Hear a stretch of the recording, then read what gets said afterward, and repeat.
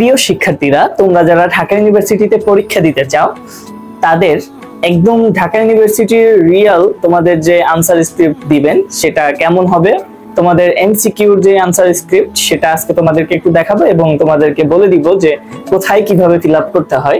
তো চলো ক্লাসটি দেখে নাও, আর ক্লাসটি কাইন্ডলি শেয়ার করে দিও এবং ক্লাসের ফ্রেন্ডদেরকে মেনশন করে দিও। দেখো,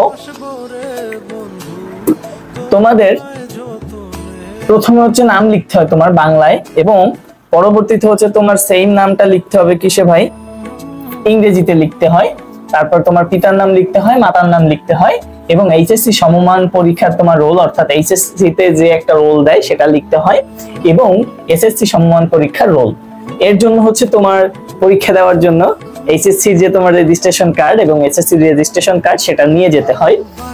তারপর দেখো এখানে হচ্ছে কাজ হচ্ছে, এখানে তোমার টিচারের, এখানে তোমার কোনো কাজ নেই, আমার কাজ এতটুকু ফিল আপ করলা। দেন হচ্ছে তোমার এডমিশন রোলটা এখানে ফিল আপ করতে হবে, অবশ্যই বল পয়েন্ট দিয়ে ভরাট করতে হবে, এটা তোমরা জানো। এখানে এসএসসি রোলটা লিখতে হবে, এখানে এইচএসসি রোল লিখতে হবে, এবং মোস্ট ইম্পর্টেন্ট বিষয় হলো তোমার যেই সেটের কোশ্চেন সেই সেট তোমার মাস্ট 100% পূরণ করতে হবে সঠিকভাবে।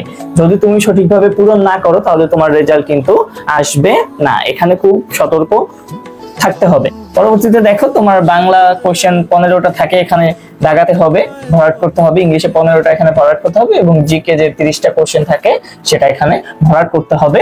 এটা হচ্ছে তোমার একদম ঢাবির যে তোমার আনসার স্ক্রিপ্ট দিবেন সেটা। আর রিটেনটাও তোমাদের পরবর্তী কোনো ক্লাসে দেখিয়ে দিব।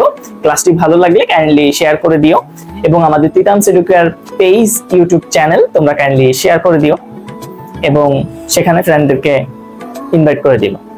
ধন্যবাদ, তোমাদের সাথে দেখা হবে পরবর্তী কোনো ক্লাস।